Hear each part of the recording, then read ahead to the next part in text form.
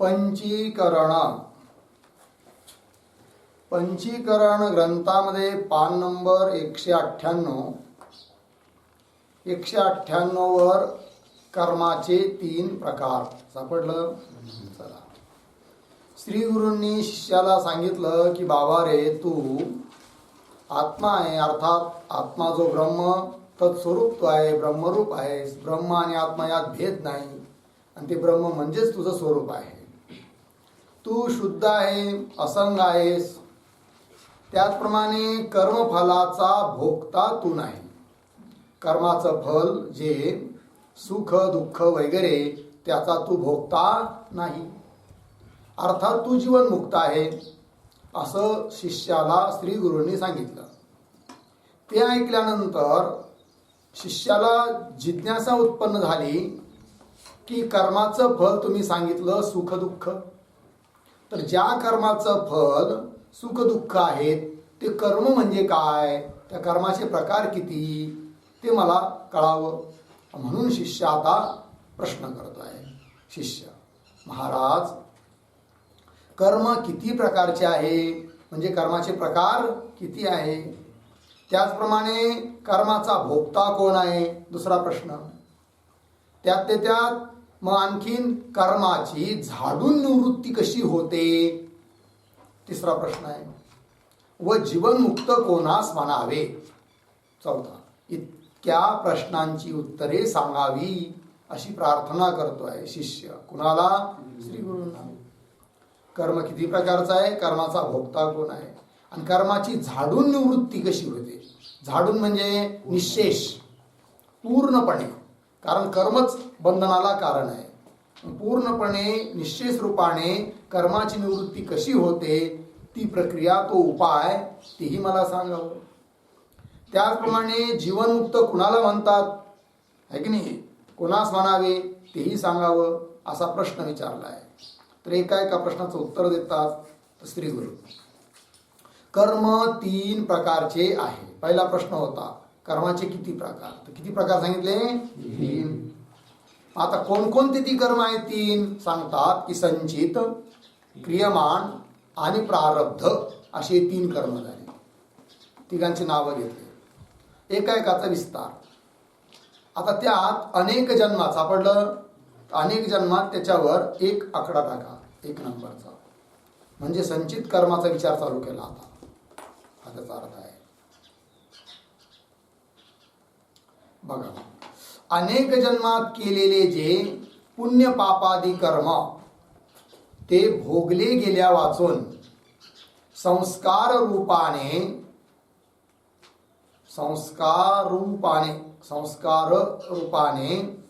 अज्ञानासह सूक्ष्म शरीरात राहिलेले असते, त्यास संचित कर्म म्हणतात. कळलं? संचित कर्माचं स्वरूप की अनेक जन्मात केलेले, प्रत्येक मनुष्य जन्मात. कारण मनुष्य सोडून इतर जन्मामध्ये कदाचित जरी काही कर्म घडले तरी त्या कर्मापासून पाप पुण्य उत्पन्न होत नाही. समजा गाय बैल आहे, त्यांना भूक लागली, आपल्या मालकाच्या शेतात चरायला जायचं सोडून दुसऱ्याच्या शेतात गेले, चोरून त्यांनी खाल्लं दुसऱ्या मालकाचं, याचा अर्थ त्यांना पाप होईल असं नाही आहे.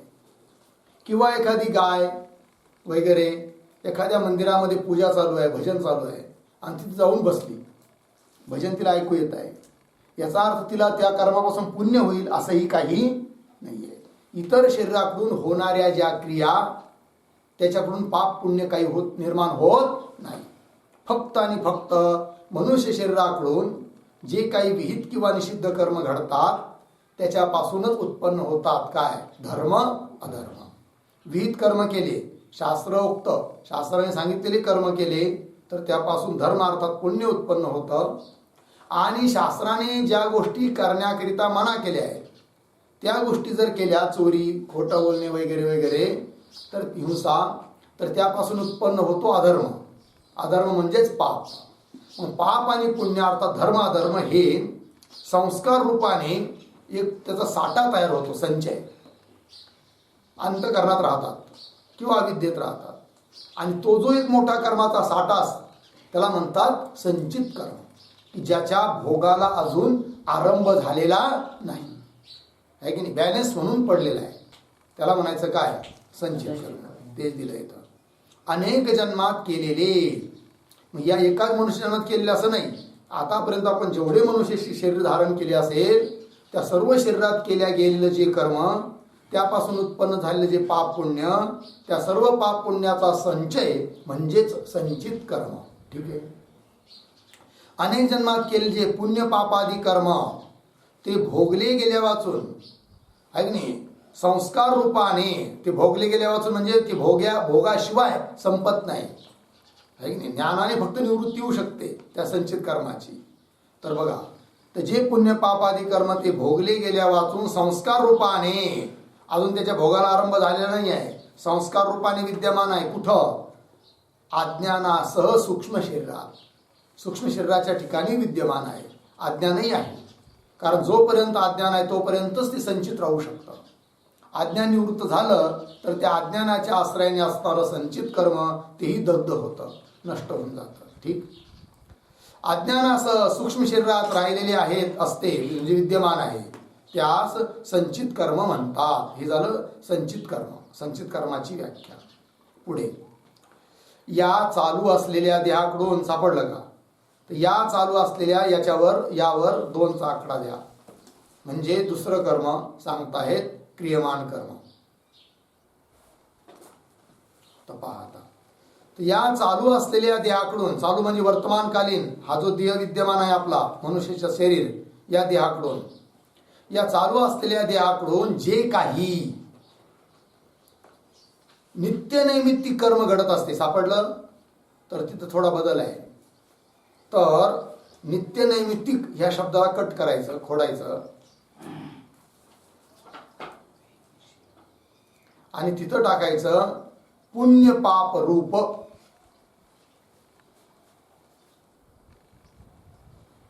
पुण्य पाप रूप. ठीक आहे. आता पहा, या चालू असलेल्या देहाकडून जे काही पुण्य पाप रूप कर्म घडत असते, पुण्यात्मक कर्म, पापात्मक कर्म, काहीतरी घडतच असतं प्रत्येक क्षणाक्षणाला. आपल्या हातून चांगलं कर्म घडलं तर पुण्य, वाईट घडलं तर पाप. आणि एक उदास कर्मही असतं की ज्यापासून पाप किंवा पुण्य काही उत्पन्न होत नाही, पण त्याचा विचार या शास्त्रात केलेला नाही आहे जास्त. त्याच कर्माचा विचार जास्त केलेला आहे की ज्याच्यापासून पाप किंवा पुण्य उत्पन्न होतात. या चालू असलेल्या देहाकडून जे काही पुण्य पाप रूप कर्म घडत असते त्यास क्रियमान कर्म म्हणतात. त्याला काय म्हणायचं, क्रियमान कर्म. रोजच्या रोज जे घडत आहे, केलं जात आहे, त्याला म्हणायचं क्रियमान कर्म. ठीक. बरं, चला पुढे. व पूर्वी अनेक जन्मात, सापडलं, त्या पूर्वी या शब्दावर 3चा आकडा, म्हणजे प्रारब्ध कर्माचा विचार सांगत आहे, त्याची व्याख्या करत आहेत.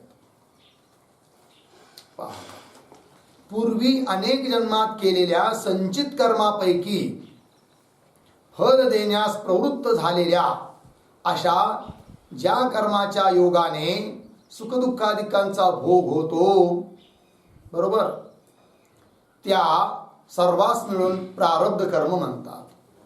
ठीक आहे. शेवटच्या वेळी थोडा बदल आहे बघा.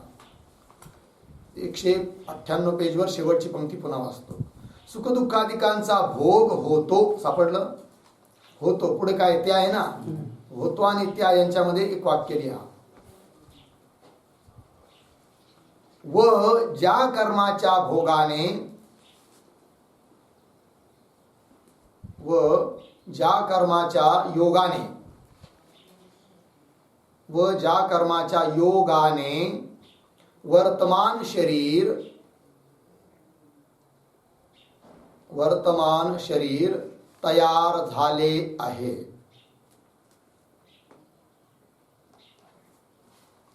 तयार झाले आहे. बस.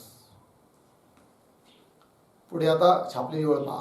त्या, सापडला ना, पुढे काय, सर्वास मिळून आहे ना, तर सर्वास आणि मिळून हे दोन्ही शब्द काढायचे.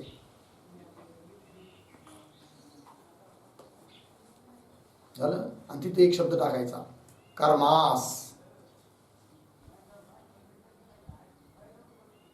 कर्मास पुढं सरळ आहे, प्रारब्ध कर्म म्हणतात.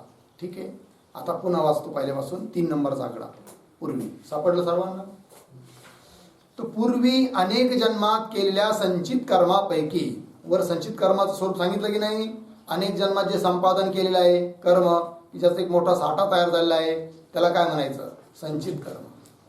त्याच्या अजून भोगाला आरंभ झालेला नाही आहे, पण त्या संचित कर्मापैकी एक भाग त्यातून वेगळा केला जातो, आणि त्या एक जो भाग वेगळा केला आहे, काढला आहे, त्याच्यामुळे हे शरीर प्राप्त झालं आहे आपल्याला, वर्तमान शरीर. असा जो एक कर्माचा साठा, त्याला म्हणायचं काय? प्रारब्ध कर्म. संचित कर्म म्हणजे मोठा साठा आहे, आणि त्यातून थोडं जे बाहेर काढलं की भोगण्याकरिता, त्याला म्हणायचं काय? प्रारब्ध कर्म.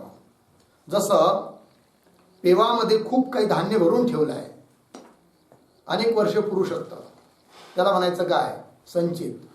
आणि त्याच्यातून एक पोतं किंवा 10 किलो 20 किलो काही बाहेर काढलं दळण्याकरिता, मग ते जे आहे त्याला म्हणायचं काय? प्रारब्ध.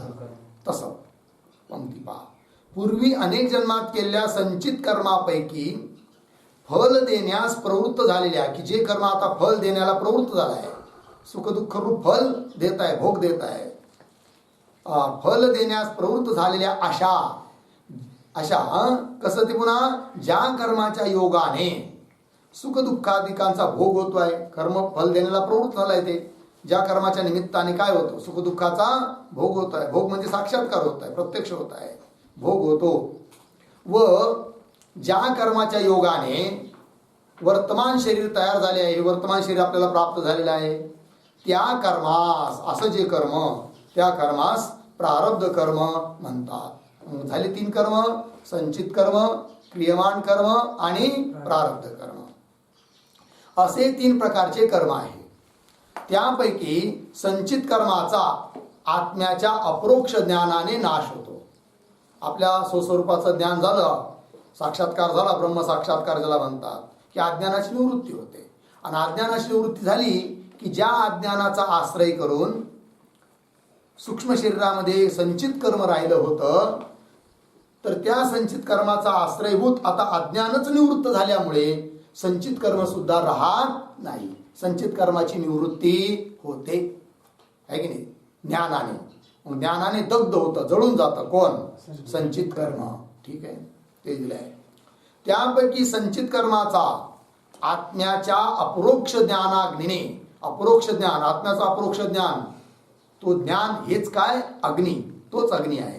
कारण अग्नी जसं इतर पदार्थाला जाळतो, तसं ज्ञानरूप अग्नी सुद्धा संचित आदिकांना जाळून टाकतो, म्हणून त्याला ज्ञानाग्नी म्हणतात.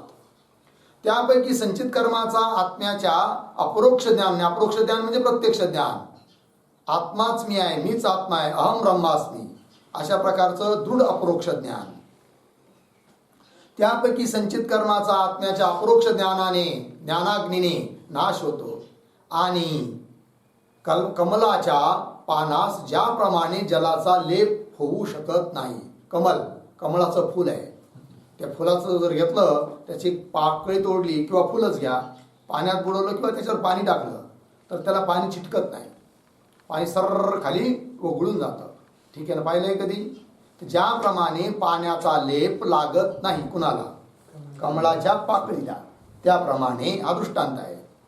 आणि कमलाच्या पानास ज्याप्रमाणे जलाचा म्हणजे पाण्याचा लेप होऊ शकत नाही, त्याचप्रमाणे अपरोक्ष ज्ञान संपन्नाला, म्हणजे अपरोक्ष ज्ञान ज्याने प्राप्त केलं आहे, दृढ अपरोक्ष ज्ञान ज्याला झालं आहे, अर्थात ज्ञानी पुरुष, जीवनमुक्त पुरुष असा अर्थ. त्या पुरुषाला अपरोक्ष ज्ञान संपन्नाला म्हणजे जीवनमुक्ताला क्रियमाण कर्माचा लेप होऊ शकत नाही. म्हणजे त्याच्या हातून जे रोज कर्म घडतं, कदाचित त्याच्या प्रारब्धानुसार शुभ कर्म घडत असेल, कदाचित अशुभ कर्मही घडत असेल, तरी पण त्या कर्मापासून त्याला पाप किंवा पुण्याचा लेप लागत नाही. कुणाला? ज्ञानी पुरुषाला. ठीक आहे. तर ज्ञानी पुरुषाचं ज्ञानाच्या महात्म्याने संचित जळालं, आणि क्रियमान कर्म जरी घडत असलं तरी त्याचा लेप त्याला लागत नाही. दोन्ही गेली, राहिलं फक्त एक आता. कोण? प्रारब्ध कर्म. बघा आता, त्याचप्रमाणे अपरोक्ष ज्ञान संपन्नाला क्रियमान कर्माचा लेप होऊ शकत नाही. ठीक आहे. मग म्हणे का हो, त्याच्याकडून कर्म तर घडूच राहिलं ना ज्ञानी पुरुषाकडून, शुभ किंवा अशुभ, विहित किंवा निषिद्ध. मग त्यापासून पाप पुण्य तर उत्पन्न होणारच. भलं ते पाप पुण्य त्या ज्ञानी पुरुषाला लागत नाही, पण कुणाला तरी लागलंच पाहिजे. कारण पाप पुण्य उत्पन्न होतं म्हणल्यावरती कुणाच तरी माथ्यावर बसलंच पाहिजे. जातं पुढं ते. तर त्याचा विचार येतोय पुढच्या पेजवर, की जो कोणी ज्ञानी पुरुषाची सेवा करतो त्याला त्या ज्ञानी पुरुषाच्या हाताने घडणारं पुण्य ते त्याला लागतं, सेवा करणाऱ्याला.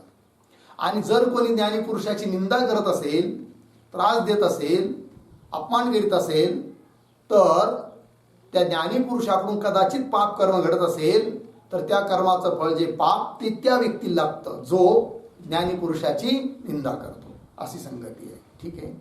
तर पंक्ती पहा, किंतु ज्ञानी पुरुषाला मात्र लेप लागत नाही, हे तितकंच खरं. त्याचप्रमाणे अपरोक्ष ज्ञान संपन्नाला क्रियमान कर्माचा लेप होऊ शकत नाही. लागलं. पुढे पंक्ती पहा, कारण कायिक, वाचिक आणि मानसिक जे कर्म घडते त्यात मी करता असा अभिमान ज्ञानाला होत नाही.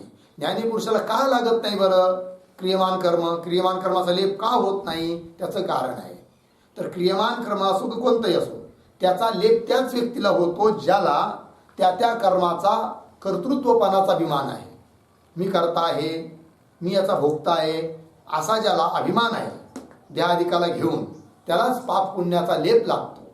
ज्ञानी पुरुषाला देहाविषयी तादात्म्यच राहिलं नाही, म्हणून त्याला स्वप्नातही वाटत नाही की मी करताय म्हणून, मी भोगताय म्हणून, आणि म्हणून ज्ञानी पुरुषाला लेप लागत नाही. पंक्ती पहा, कारण काही म्हणजे शरीराकडून घडणारे कर्म, काया म्हणजे शरीर, वाचिक म्हणजे वाणीकडून घडणारे कर्म, आणि मानसिक म्हणजे मनाकडून घडणारे कर्म.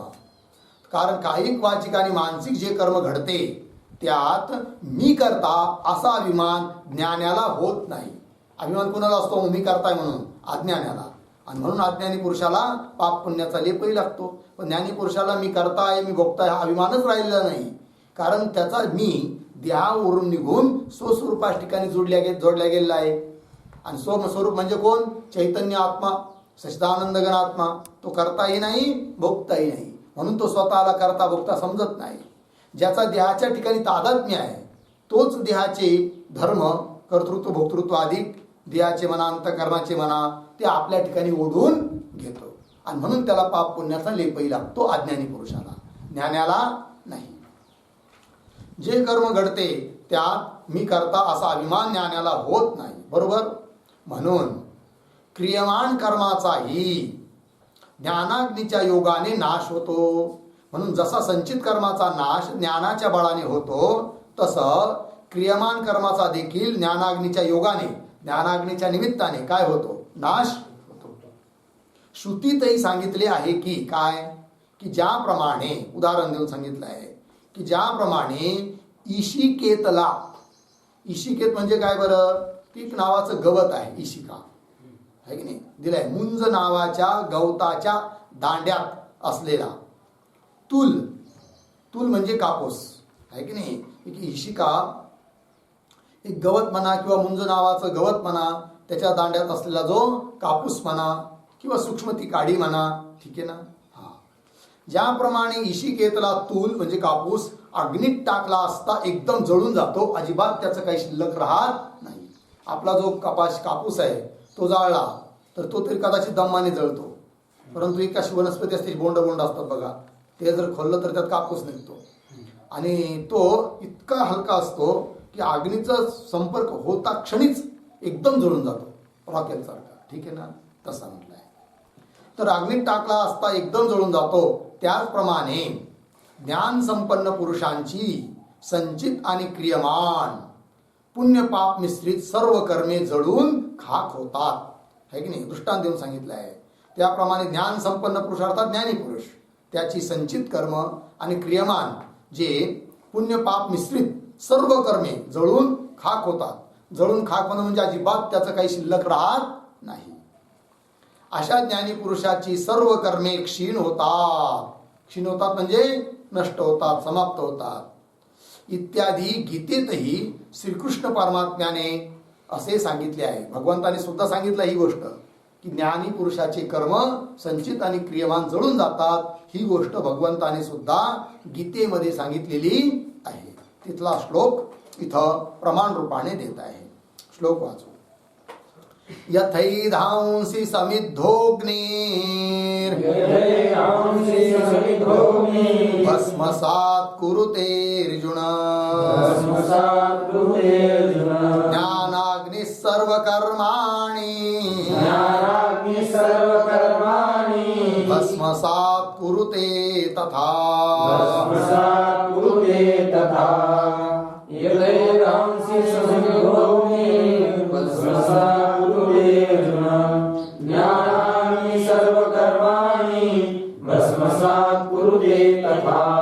यथा एधांसि समिद्धः अग्निः भस्मसात् कुरुते अर्जुन ज्ञानाग्निः सर्वकर्माणि भस्मसात् कुरुते तथा. अन्वय. अर्जुन, हे अर्जुन, यथा समिद्धः अग्निः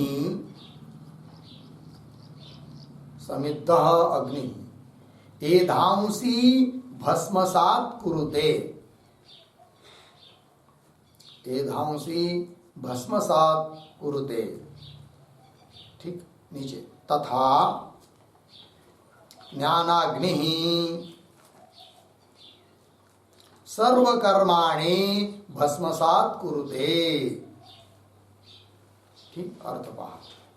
भगवान सांगतात अर्जुनाला, हे अर्जुन, यथा ज्याप्रमाणे समिद्ध अग्नी, समिद्ध म्हणजे अत्यंत प्रज्वलित झालेला अग्नी आहे की नाही, चांगला पेट धारण केलाय ज्याने, आहे की नाही, पेटून उठलाय असा अग्नी, समिद्ध अग्नी.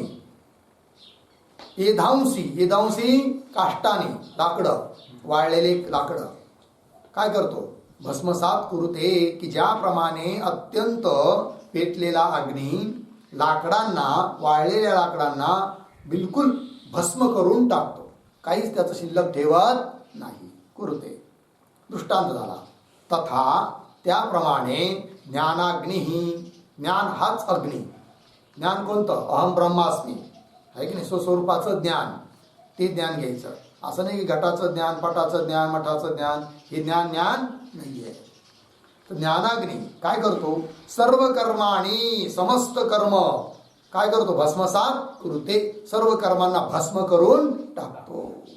अर्थात फल देण्याची शक्ती त्या कर्मात राहत नाही, संचित क्रियमान जळून जातात, हा त्याचा अर्थ आहे.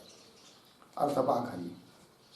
अर्थ, अर्जुना, सूक्ष्म काष्टाधिकांनी प्रज्वलित झालेला अग्नी ज्याप्रमाणे ती सर्व काष्टे जाळून त्यांचे भस्म करतो, काष्टाच्या निमित्तानेच प्रज्वलित झालेला अग्नी आहे, आणि अत्यंत पेटलेला अग्नी, प्रज्वलित झालेला अग्नी ज्याप्रमाणे सर्व काष्टांना काय करतो, जाळून त्याचं भस्म करतो, त्याचप्रमाणे दृष्टांत झाला.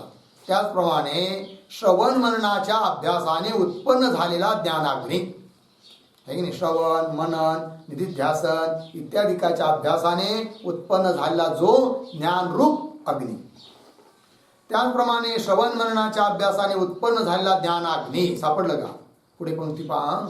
ज्ञानाग्नी संचित व क्रियमान पुण्य पाप मिश्रित, मिश्रित पुढे काय सर्व आहे ना, तर त्याच्यामध्ये एक शब्द लिहा, रूप, पुण्य पाप मिश्रित रूप असं. पुढे पहा, सर्व कर्मे जाळून त्याचे भस्म करतो. सापडलं. थोडासा कसं वाचतो मी पहा, थोडा अन्वय. ज्ञानाग्नी शब्द सापडला, अभ्यासाने उत्पन्न झालेला ज्ञानाग्नी, ठीक आहे, ज्ञानाग्नी. त्याच्यानंतर संचित शब्द आहे ना, ते थोडं सोडून द्या. ज्ञानाग्नी त्याच्यानंतर 2-3 शब्द सोडून पुण्य पाप मिश्रित रूप सर्व, मागया आता मधलं सुटलेलं सर्व, त्याच्यानंतर संचित व क्रियमान, नंतर पुढचं कर्मे जाळून त्याचे भस्म करतो. सापडलं. पुन्हा वाचतो आता. त्याचप्रमाणे श्रवण मननाच्या अभ्यासाने उत्पन्न झालेला जो ज्ञानाग्नी, तो ज्ञानाग्नी काय करतो हो, तर पुण्य पाप मिश्रित रूप सर्व संचित व क्रियमान, संचित व क्रियमानचं विशेषण आहे पुण्य पाप मिश्रित स्वरूप. संचित कसं आहे, नुसतं पुण्य आहे का, संचित म्हणजे नाही, नुसतं संचित म्हणजे नुसतं पाप आहे का, नाही, तर पुण्य आणि पाप दोघांचंही मिश्रण आहे. कशात, संचित. आणि क्रियमान जे कर्म घडतं त्यातून नुसतं पाप उत्पन्न होतं का, किंवा नुसतं पुण्य उत्पन्न होतं का, नाही, मिश्रित, कधी पाप कधी पुण्य. विहित कर्म असेल तर पुण्य, निषिद्ध कर्म असेल तर त्यापासून पाप, म्हणून म्हटलं आहे.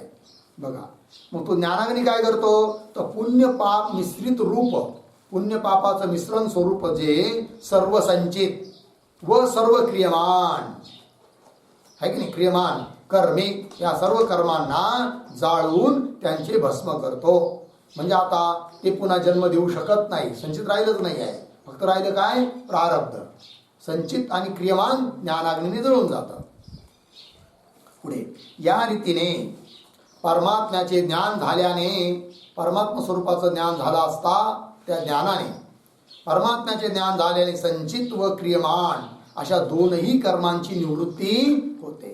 संचित कर्माची निवृत्ती होते आणि क्रियमान कर्माची देखील काय होते, निवृत्ती होते. बरोबर. आता बाकी सापडलं का, तिथं पॅरिग्राफ घ्या. आता विषय बदलला ना, संचित आणि क्रियमानाच्या बाबतीत चर्चा संपली.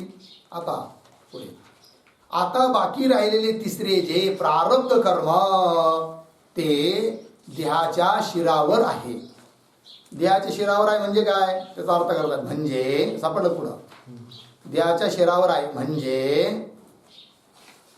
पुढे काय, प्रारब्धाने देह जोपर्यंत सापडलं ना, तर काय करायचं, तिथं प्रारब्धाने शब्द कट करायचा.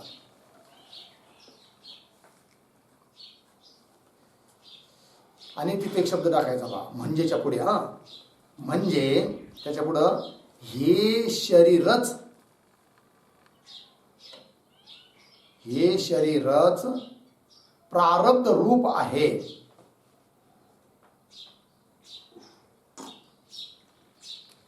प्रारब्ध रूप आहे, पूर्णविराम. त्याच्या पुढे एक शब्द हा झालं. आता पंक्ती वाचतो. त्याच्या पुढे पाहता देह असा छापेल ना, शेवटचा शब्द पहिल्या ओळीतला, देह जोपर्यंत जिवंत आहे. पुढे काय लिहिलं, जोपर्यंत आहे ना, हा दुसऱ्या ओळीत ते जो शब्द काढायचा आणि ती टाकायचा तो, तोपर्यंत असं पाहिजे. ठीक आहे. आता पंक्ती पुन्हा वाचतो. काय, आता बाकी राहिलेले तिसरे जे प्रारब्ध कर्म ते देहाच्या शिरावर आहे. ठीक आहे ना, म्हणजे हे शरीरच प्रारब्ध रूप आहे, है की नाही. हे शरीर काय आहे, प्रारब्ध रूप आहे, कारण प्रारब्धामुळेच हे शरीर प्राप्त झालेलं आहे. म्हणून म्हटलं काय, प्रारब्ध कर्म देहाच्या शिरावर आहे, देहाच्या डोक्यावर आहे. म्हणजे काय, की त्या प्रारब्धानेच हे शरीर प्राप्त झालेलं आहे, हा त्याचा अर्थ. हे शरीरच प्रारब्ध रूप आहे. आता पुढे, हा देह जोपर्यंत जिवंत आहे, बरोबर, तोपर्यंत प्रारब्ध कर्माच्या फलाच्या रूपाने असणारी जी सुखदुःखे ती स्थूल देहाच्या द्वारे सूक्ष्म देह रूप जे अंतःकरण ते भोगते. अर्थात प्रारब्ध कर्म हे भोगावंच लागतं. कसा भोग घडतो त्याचं सांगता येईल बघा. तर तोपर्यंत प्रारब्ध कर्माच्या फलाच्या रूपाने, प्रारब्ध कर्माचं फल काय, सुख दुःख. प्रारब्ध कर्माच्या फलाच्या रूपाने असणारी सुखदुःखे ती सुखदुःखे स्थूल देहाच्या द्वारे, कारण स्थूल देह नसेल तर केवळ सूक्ष्म शरीराला भोग घडत नाही. म्हणून या स्थूल देहाला म्हटलं आहे भोगायतनम शरीरम. भोगाचं आयतन आहे, भोगाच्या उपलब्धीचं स्थान आहे, सुखदुःखाचं साक्षात्काराचे स्थान आहे. कोण, शरीर, स्थूल शरीर. बघा, असणारी जी सुखदुःखे ती स्थूल देहाच्या द्वारे माध्यमाने सूक्ष्म देह रूप जे अंतःकरण ते भोगते. तर भोगता कोण आहे, अंतःकरण. अर्थात भोक्तृत्व धर्म हा अंतःकरणाचा आहे किंवा बुद्धीचा म्हणा, अर्थात जीवाची जी उपाधी आहे तिचा आहे, की नाही. शुद्ध जे चैतन्य त्याच्या ठिकाणी भोक्तृत्व नाही, परंतु त्या अंतःकरणात पडलेलं जे चैतन्याचं प्रतिबिंब ज्याला चिदाभास म्हणतात, त्या चिदाभासाचा अंतःकरणाचा तादात्म्य संबंध झालेला आहे, आध्यासिक तादात्म्य संबंध आहे. म्हणून यद्यपि पाहिलं तर भोक्तृत्व कुठं आहे, अंतःकरणाधिकाच्या ठिकाणी आहे, पण तो भोक्तृत्व धर्म वाटतो कुठं, चैतन्याच्या ठिकाणी, चिदाभासाच्या ठिकाणी तादात्म्य झालेला असल्यामुळे. बरोबर. बघा आता,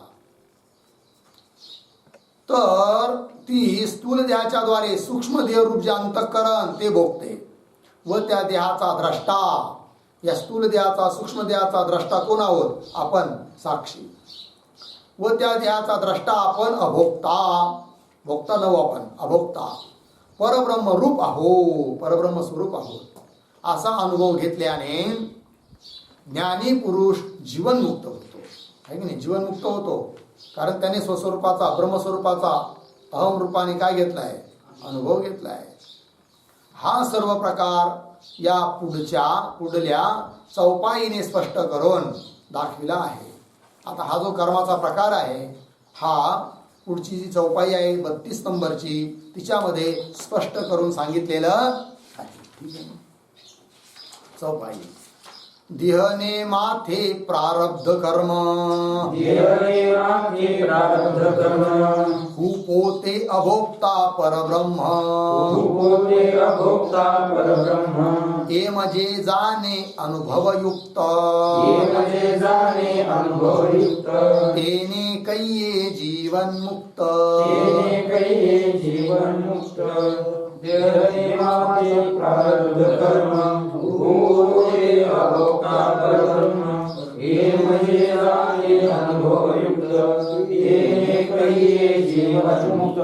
ठीक आहे.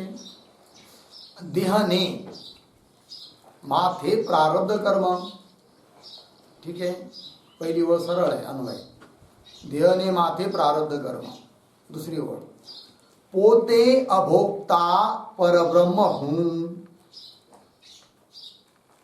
पोते अभोक्ता परब्रह्म हूँ. तिसरी चौथी ओळ सरळ, हे म्हणजे जाणे अनुभवयुक्त, तेने कैये जीवन मुक्त. आता पहा, देहने माथे, माथे शब्दाचा अर्थ आहे डोक्यावर, माथ्यावर. देहने म्हणजे देहाच्या. ठीक आहे. देहने देहाच्या, माथे म्हणजे डोक्यावर, प्रारब्ध कर्म. खाली पोते अभोक्ता परब्रह्म हूँ. पोते, पोते शब्दार्थ आहे स्वतः. स्वतः मात्र आपण कसे आहोत, अभोक्ता, भोक्ता नाही आहे, अभोक्ता. परब्रह्म हूँ, परब्रह्म स्वरूप आहे. पुढे, एम जे जाणे, एम म्हणजे अशा रीतीने, एम शब्दाचा अर्थ अशा रीतीने, जे जाणे, जे जाणतात, अनुभवयुक्त, अनुभवाने जाणतात. पुढे, तेने कैये जीवन मुक्त. तेने म्हणजे त्यांना, कैये जीवनमुक्त, तेने त्यांना जीवनमुक्त, कैये त्यांना जीवनमुक्त असे म्हणतात. ज्या अनुभवाने असं जाणतात काय, की मी स्वतः अभोक्ता आहे, परब्रह्म आहे. आणि स्थूल देह तो त्याच्या डोक्यावर आहे, कोण, प्रारब्ध.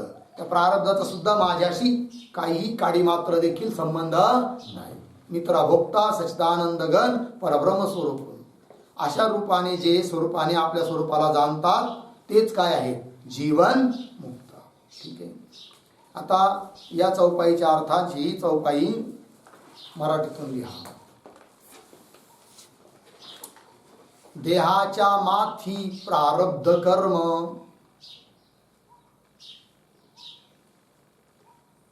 देहाच्या माथी प्रारब्ध कर्म. पुढची ओळ दुसरी, मी स्वतः अभोक्ता परब्रह्म,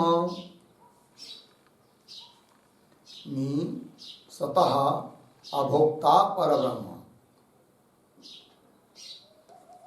तिसरी ओळ, असे जे जाणतात, असे जे जाणतात ते अनुभवयुक्त, असे जे जाणतात ते अनुभवयुक्त. चौथी ओळ, त्यांनाच म्हणतात जीवनमुक्त, त्यांनाच म्हणतात जीवनमुक्त.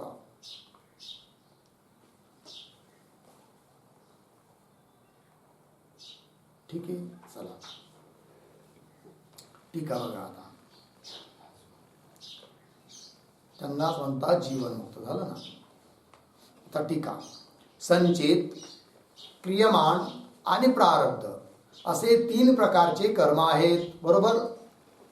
त्यापैकी संचित आणि क्रियमाण कर्माचा नाश ज्ञानाने होतो. सरळ आहे. संचित आणि क्रियमाण या 2 कर्माचा नाश होतो. कशाने? ज्ञानाने, ज्ञानरूप अग्नीने. त्यापैकी संचित आणि क्रियमाण कर्माचा नाश ज्ञानाने होतो.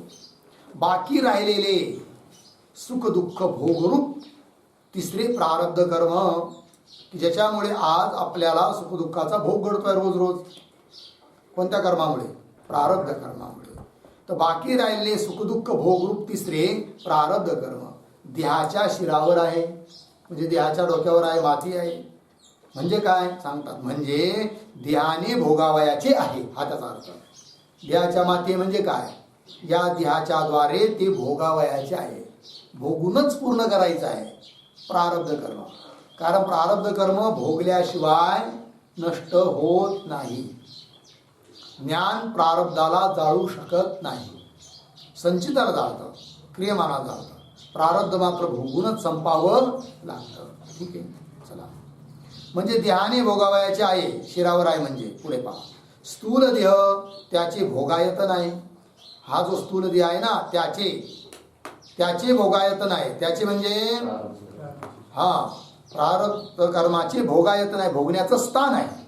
अर्थात प्रारब्ध कर्माचा भोग हा घडतो कुठे? स्थूल शरीराच्या निमित्ताने, स्थूल शरीरामध्ये. चला. 3रे प्रारब्ध कर्म देहाच्या शिरावर आहे. म्हणजे देहाने भोगावयाचे आहे. स्थूल देह त्याचे भोगायत नाही. बरोबर. पुढे इंद्रिये, अर्धविराम. इंद्रिय झाल्यानंतर पंक्ती पहा. इंद्रिये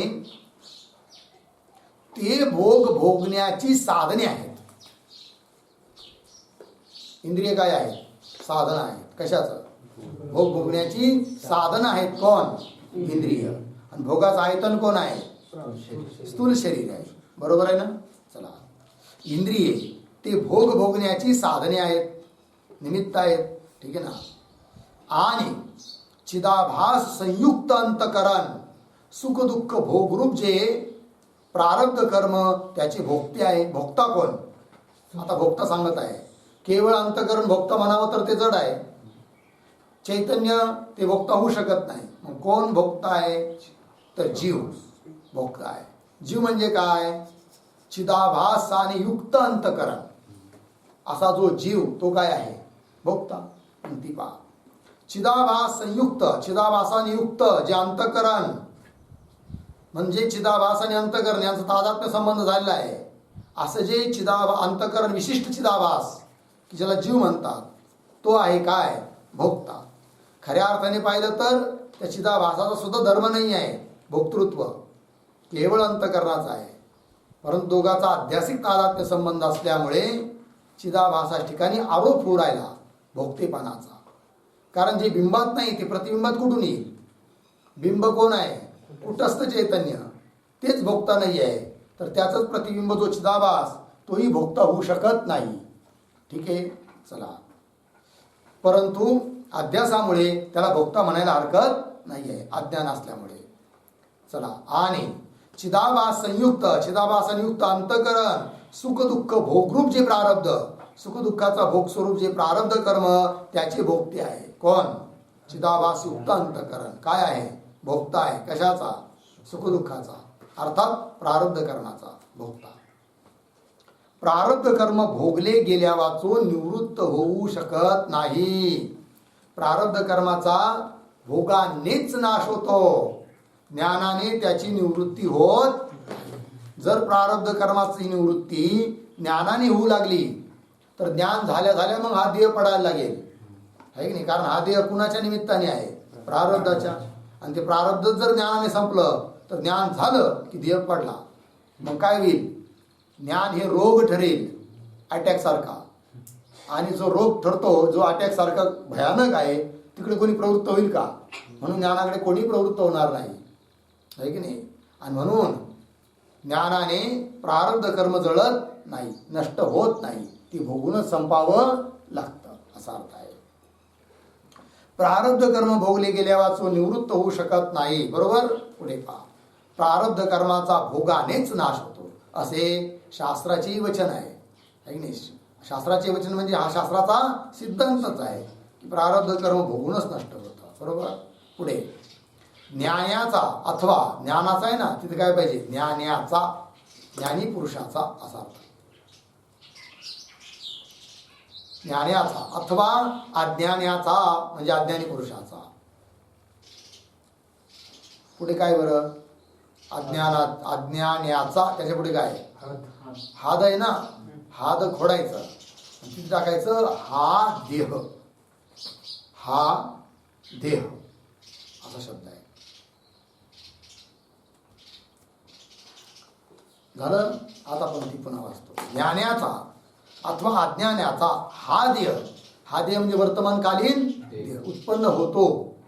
मग तो ज्ञानाचा देह असो की अज्ञानाचा देह असो, हा देह उत्पन्न होतो. तो भोग अवश्य देणाऱ्या प्रारब्ध कर्माच्या योगानेच होतो. ठीक आहे ना जी. हा जो देह उत्पन्न झाला ना, तो पण कशामुळे, तर तो भोग अवश्य देणाऱ्या, भोग अवश्य देणारं कोण आहे, प्रारब्ध कर्म. त्या प्रारब्ध कर्माच्या योगानेच होतो, म्हणजे प्रारब्ध कर्माच्या निमित्तानेच देह उत्पन्न झालेला आहे. मग तो देह ज्ञानाचा असो की अज्ञानाचा. म्हणून त्या प्रारब्ध कर्माचे फल जे भोग, प्रारब्ध कर्माचं फल काय आहे, भोग. भोग म्हणजे काय, सुखदुःखाचा साक्षात्कार, सुखदुःखाचं प्रत्यक्ष. म्हणून त्या प्रारब्ध कर्माचे फल जे भोग ते जरूर भोगल्यानेच निवृत्त होतात. ते भोग भोगल्यानेच निवृत्त होतात. कोण, प्रारब्ध कर्म, आहे की नाही. चला, म्हणून त्या प्रारब्ध कर्माचे फल जे भोग ते जरूर भोगल्यानेच निवृत्त होतात. बरोबर. चला, यद्यपि ज्ञानी देहाची व त्याच्या भोगाची अपेक्षा करीत नाही. बरोबर. पंक्ती पहा, यद्यपि ज्ञानी, ज्ञानी शब्द झाला की अर्धविराम द्या. आता पहा, यद्यपि म्हणजे जरी ज्ञानी देहाची व त्याच्या भोगाची अपेक्षा करीत नाही, देहाची अपेक्षा करीत नाही, आणि देहाच्या संबंधाने होणारे भोग त्याची अपेक्षा करीत नाही. कोण, ज्ञानी पुरुष. ठीक आहे ना. देह राहो अथवा जाओ, त्याला त्याच्याशी काही घेणं नसतं.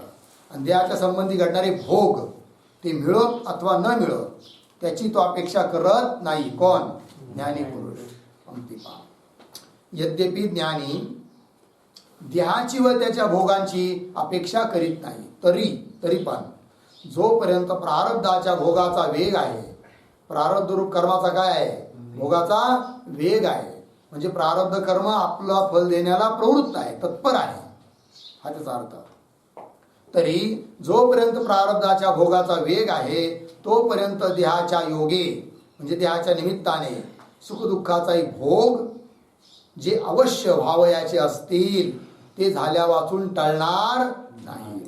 जर आपल्या प्रारब्धात एखादा भोग लिहिलेला असेल, सुखदुःख लिहिले असेल, उचित अनुचित वस्तू लिहिल्या असतील, अनिष्ट लिहिले असेल, तर ते दिल्या वाचून, ते प्राप्त झाल्या वाचून प्रारब्ध समाप्त होत नाही. कळलं. चला, तरी जोपर्यंत प्रारब्धाच्या भोगाचा वेग आहे तोपर्यंत देहाच्या योगे, देहाच्या निमित्ताने सुखदुःखादी भोग जे अवश्य व्हावयाचे असतील ते झाल्या वाचून टळणार नाही. कोणी किती प्रयत्न केला तर प्रारब्धाला कोणी टाळू शकत नाही. बरोबर. चला, कारण त्याचे प्रारब्ध कर्म त्यास फळ द्यावयास प्रवृत्त होऊन चुकलेले असते. कारण त्या पुरुषाचं प्रारब्ध कर्म फळ देण्याकरिता प्रवृत्त झालेलं आहे, आणि जे फळ देण्याकरिता प्रवृत्त झालेलं आहे ते फळ दिल्याशिवाय राहू शकत नाही, म्हणजे थांबू शकत नाही.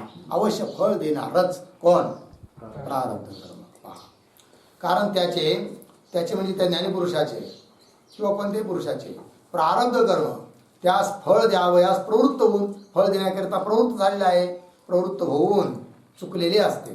प्रवृत्त होऊन चुकलेले असते म्हणजे प्रवृत्त देण्याकरिता तत्पर झालेले आहे, हा त्याचा अर्थ. म्हणून फळ दिल्या वाचून ते निवृत्त म्हणून व्हावयाचेच नाही. कोण, प्रारब्ध कर्म. ठीक. याकरिता दृष्टांत देतात. दृष्टांत देऊन सांगतात संचित, प्रारब्ध आणि क्रियमान. ठीक आहे. कोणी एका मनुष्याने आपल्या स्वतःच्या हाताची चलाखी पाहण्याच्या हेतूने एका वृक्षाच्या पूर्वी ठरवून ठेवलेल्या एका पानावर छिद्र पाडण्यासाठी धनुष्य खेचून नेम धरून जोराने एक बाण मारला. ठीक आहे. आता पहा दृष्टांत देत आहेत. कोणी एक मनुष्य आहे आणि त्या मनुष्याने काय ठरवलं की आपल्या स्वतःच्या हाताची चलाखी पाहण्याकरिता, म्हणजे आपण किती तत्पर झालो आहोत बाण चालवण्याकरिता, किती दक्ष झालेलो आहोत हे पाहण्याकरिता काय केलं त्याने. एक झाड समोर आहे आणि झाडाचं एक पान त्याला लक्ष केलं की आता मी बाण मारणार, पण तो अमक्याच पानाला मारणार आहे की नाही, असा त्याने निश्चय केला. आणि निश्चय करून तो बाण सोडतो त्या पानाच्या दिशेने. ठीक आहे. पंक्ती पहा. कोणी एका मनुष्याने आपल्या स्वतःच्या हाताची चलाखी पाहण्याच्या हेतूने एका वृक्षाच्या पूर्वी ठरवून ठेवलेल्या एका पानास त्याने अगोदरच निश्चय केला होता की हे पान मी या बाणाने उडवणार. तर ठरवून ठेवलेल्या एका पानास छिद्र पाडण्यासाठी, त्याला आरपार छिद्र पाडण्यासाठी धनुष्य खेचून, धनुष्य जो असतो बाण वगैरे असं त्याने दोरी ताणून ओढली. धनुष्य खेचून नेम धरून जोराने एक बाण मारला. त्या पानाच्या दिशेने बाण मारला त्या पुरुषाने. बरोबर मारला. त्याबरोबर त्या ठरलेल्या पानास भोग तर पडलेच आहे की नाही. त्या पानाला काय पडलं, छिद्र पडलं. बरोबर आहे एवढं. पण तो बाण काही थांबला नाही, कारण वेग खूप होता. छिद्र पाडून पुढे जाऊ लागला तो बाण. आणि पुढे नेमकं एक पोपट बसलेला होता. ह्या माणसाला वाटलं अरे रे, पानाला भोक्ष पाडायचं होतं मला, तेवढं झालं. पण हा बाण सरळ पुढे जाऊन आता काय होईल, त्या पोपटाला मारेल. पण नाही मारलं तर बरं होईल. आता हा बाण तिथंच थांबला जागेवर तर बरं होईल असं वाटायला लागलं कुणाला, त्या मारणाऱ्या माणसाला. पण आता सोडलेला बाण जोपर्यंत त्याचा वेग पूर्ण समाप्त होत नाही तोपर्यंत थांबेल का, थांबू शकत नाही. तसं प्रारब्ध कर्म हे सोडलेल्या बाणासारखं आहे. सुटलाय ते फल देण्याकरिता, म्हणून ते जळू शकत नाही, थांबू शकत नाही. आणि संचित कर्म कसं आहे, जसं त्या बाण मारणाऱ्या मनुष्याचा जो मागचा भाता असतो, तुनीर वगैरे म्हणतात त्याला, त्यात अनेक भाते, अनेक काय बाण ठेवलेले असतात संचित. मग त्या संचित तो मनुष्य काय करू शकतो की पाठीला लावलेले जे एका पात्र विशेषात बाण ठेवले आहे ते मारायचे किंवा नाही हे त्याच्या हातात आहे. त्याने ठरवलं तर ते सारे सोडून तो खाली टाकून देऊ शकतो आहे की नाही. पण जो सोडलेला बाण आहे त्याला मात्र थांबवू शकत नाही. बरोबर. पंक्ती पहा. धनुष्य खेचून नेम धरून जोराने एक बाण मारला. त्याबरोबर त्या ठरलेल्या पानास भोग तर पडलेच. बरोबर. पण ते पडल्यावर त्याच्या मनात अवचित म्हणजे अचानक असे आले की त्या बाण मारणाऱ्या मनुष्याच्या मनात अचानक ही गोष्ट आली, स्फुरली त्याला. काय हो की काय पहा, आता आपण सोडलेला बाण पुढे न जाता तेथल्या तेथेच एकदम राहील, म्हणजे थांबेल तर बरे होईल असं त्याला वाटायला लागलं. कुणाला, ज्याने बाण सोडलाय. की आता बाण तर मारला मी, पण आता इथून पुढे तो बाण जर जातच राहिला तर आणखीन काही पशुपक्ष्यांना मारू शकतो, अनिष्ट करू शकतो. म्हणून तो बाण पुढे न गेला बरा, जागेवर तो थांबावा असं म्हणू लागला. कोण, तो बाण मारणारा मनुष्य. बघा, आता आपण सोडलेला बाण पुढे न जाता तेथल्या तेथेच एकदम राहिला, म्हणजे थांबला तर बरे होईल. परंतु तसे झाले नाही. तसं होऊ शकत नाही. का बरं, का की तसे होणे शक्य नव्हते. कारण बाण सोडलेला आहे, तो वेग त्याला आलेला आहे, तो आता त्याला आपण आवरू शकत नाही. होणे शक्य नव्हते. कारण बाणाचा जितका वेग होता तितका तो अवश्य गेल्याशिवाय थांबू शकलाच नाही. बाणाचा एक ठरलेला वेग आहे सोडल्यानंतर. मग त्या बाणाचा वेग जोपर्यंत असेल तोपर्यंत तो चालतच राहणार पुढं. जेव्हा त्याचा वेग कमी होतो तेव्हा तो खाली जागेवर पडतो. बरोबर. चला, कारण बाणाचा जितका वेग होता तितकाच तो अवश्य गेल्याशिवाय, म्हणजे त्या वेग समाप्त होईपर्यंत तो बाण गेल्याशिवाय थांबणार नाही, गेल्याशिवाय थांबू शकलाच नाही.